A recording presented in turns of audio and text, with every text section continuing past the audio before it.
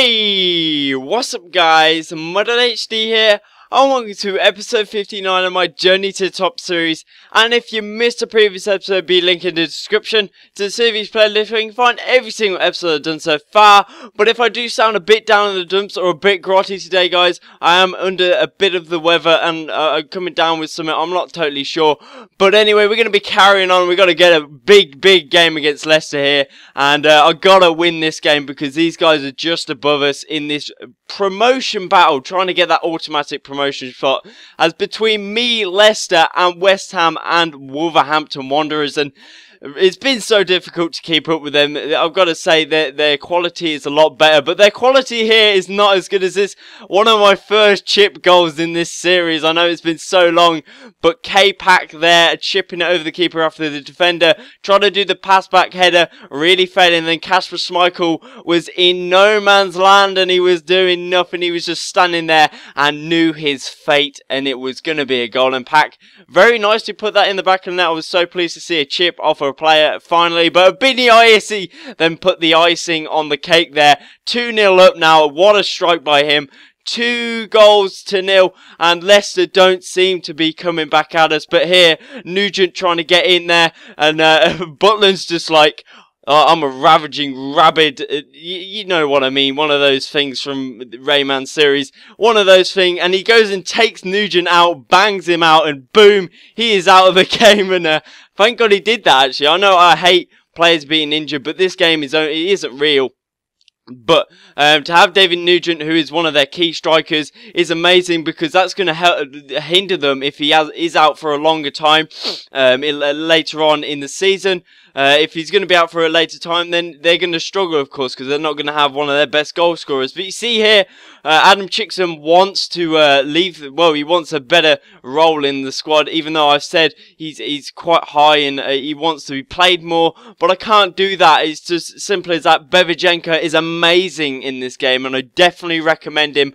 But here we've got a couple of players, just a couple of youth players in the squad. We're just trying to get them up to the overall that's suitable, that I can bring them into the squad, even though the squad has developed so quickly that I can't really fit these guys in. And if I send them out on loan, they increase slowly, but if I keep them here, they go up quicker. But then they're going to be moaning at me, where's my playing time on the pitch? And I can't really do anything because I'm focusing on getting to the very top. That's the aim of this series, the journey to the top. And the Champions League, I can smell it, guys, because I believe that we're going so well in the league right now. We had that tough spot, but we've got a game here against Cardiff, and we're already 1-0 up against Cardiff. A great result if we can pull this one out of the bank.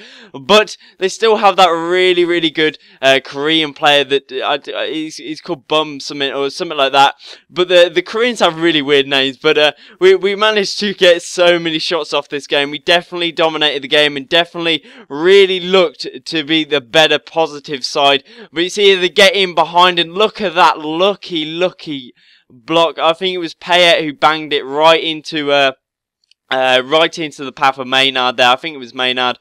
But we came back, and Berisha, the man to depend on, and when he's not on the pitch, we don't play at all, and he is a crucial player in this team. He's a top assist man this year so far, and he's been absolutely amazing. You see there, a big clatter in the box there, but we managed to get the ball in Butland's hands, and we're managing to go here.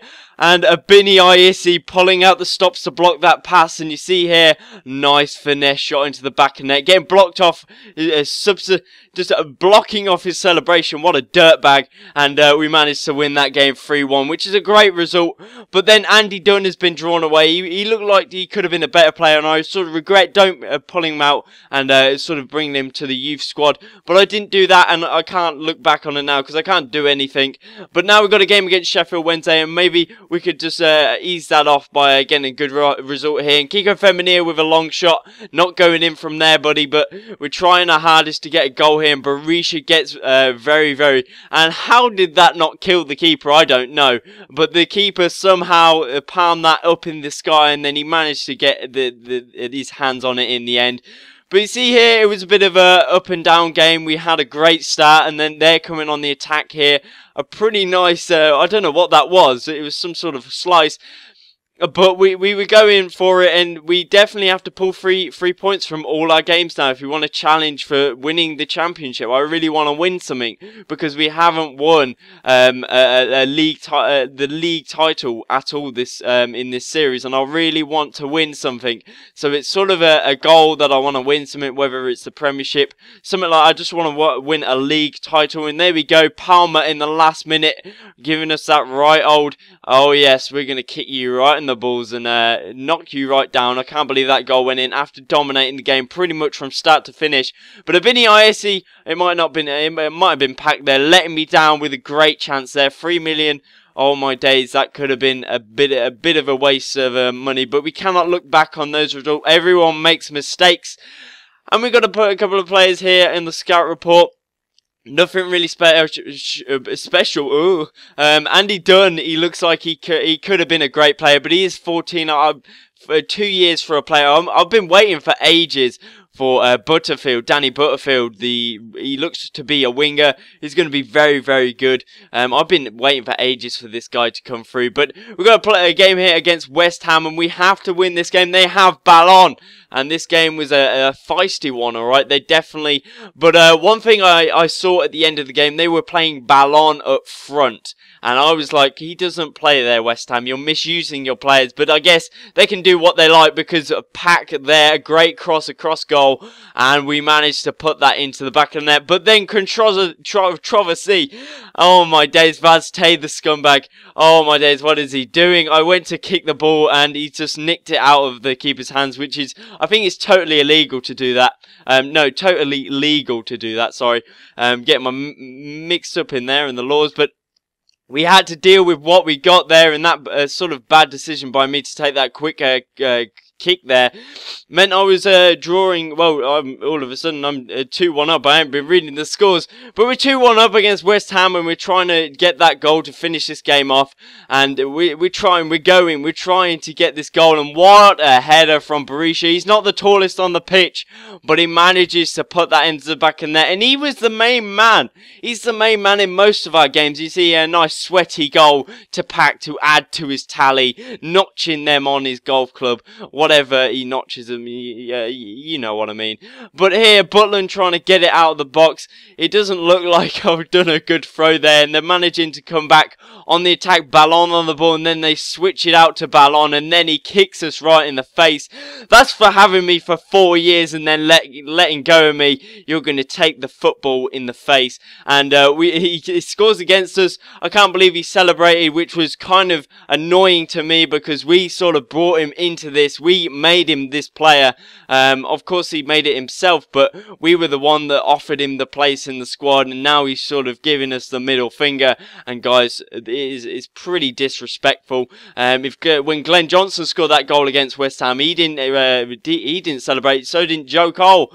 But anyway, we can't get all held up in all this, and we're going to just move on. We're beating West Ham. The result was what mattered, and we can wave that in Ballon's face.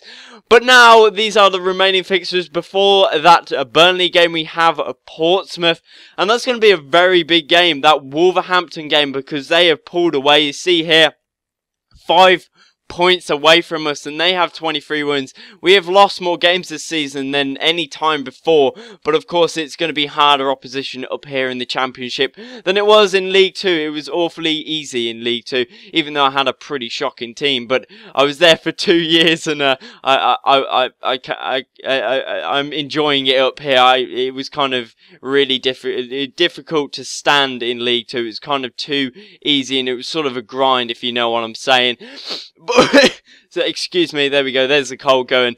But Portsmouth here, we've got a game against them, and then surely this is a win game. These guys are bankrupt, these guys have got no money, they've got no players, but obviously something's changed. They're 24th, and they're managing to hold off our attacks. I managed to rest a couple of players this game. I didn't want to rest the back four, because I like to keep them all together. I don't like to sort of mix it all up. But there we go, Mickeloid, man, that header got on my nerves, because probably Butland should have been on that one, but It doesn't really matter because Nilsson breaking free, using his strength. He has 82 strength, which I was shocked to see.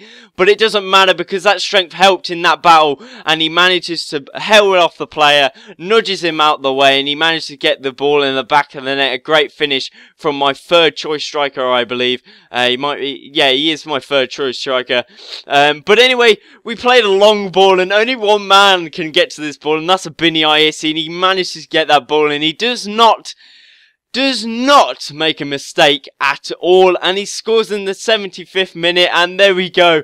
We managed to get away with that sort of shock to us that we could have lost that, but a player wants out after that win, and it's Core, and he wants to leave, but the board are looking to talk to him, and after looking at his stats, I believe that he's not a player that could fit into the squad, even though he has a high potential.